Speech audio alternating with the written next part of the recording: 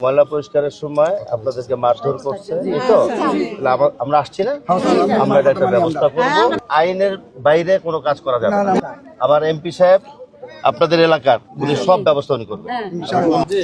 আপনারা মানুষের জন্য কাজ করেন, আপনারা গরিব আর ধনী ব্যাপার না, আপনারা তো সরকারি পক্ষে কাজ করেন।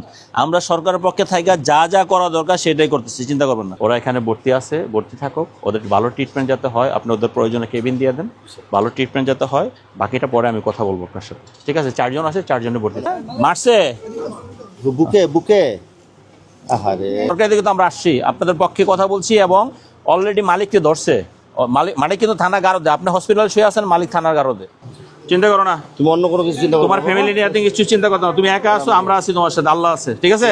এখানে আমাদের উত্তরখান 46 নম্বর ওয়ার্ডের রাজাবাড়ি একটা এলাকা আছে, ওখানে STS আছে, ময়লা সিটি কর্পোরেশন সমস্ত ময়লা ওখানে ফেলে।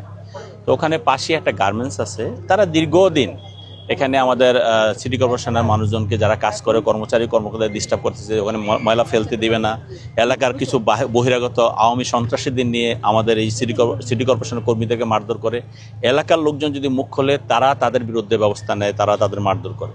তা আজকে সকালবেলা হঠাৎ করে আমরা খবর পেলাম, ডিএনসিসির উত্তরের প্রশাসক সাহেব আমাকে ফোন দিলেন যে জাহাঙ্গীর, উনি আমার বন্ধু, যে ওখানে আমাদের সিটি কর্পোরেশনের মানুষজনকে মারধর করে ওদেরকে একদম যা ইচ্ছা তাই করে ফেলছে। তখন আমরা ওখানে গেলাম, যাওয়ার পরে আমরা পরিস্থিতিটা জানতে যাওয়ার পরে আমরা দেখি তারা সেই অ্যাগ্রেসিভ, তারা বিভিন্ন জায়গা থেকে সন্ত্রাসী নিয়ে সেখানে সেই একই ধারায় আছে। সেখানে আমাদের সাথে যে লোকজন গিয়েছে সেখানে তাদের এমন একটা অবস্থা যে তারা এখানেও হামলা করবে।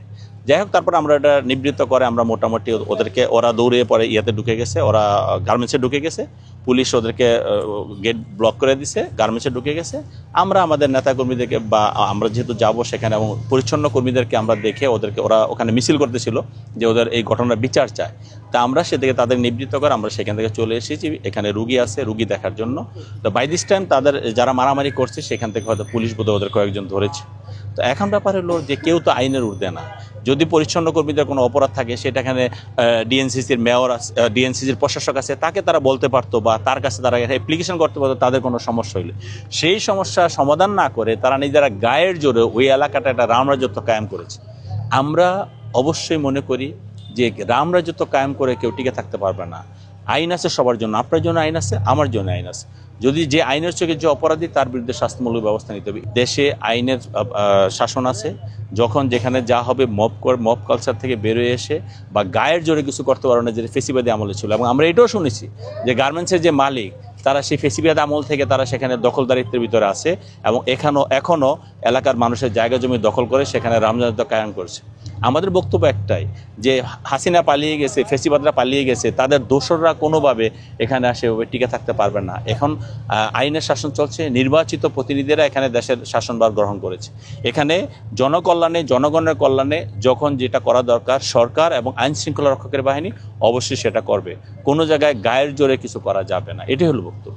এর আগে তারা বিভিন্ন সময় থ্রেট করে আসছে। গতকালকে আমাকে এখানকার যে জোনাল যে অফিসার আছে তিনি আমাকে ফোন করেছেন যে স্যার, ওরা রেগুলার আমাদেরকে হুমকি দিচ্ছে, আমাদের গাড়ি ভেঙে ফেলবে, আমাদের গাড়ি জ্বালিয়ে দিবে, আমাদের কর্মীদেরকে ওখানে ময়লা ফেলতে দেয় না।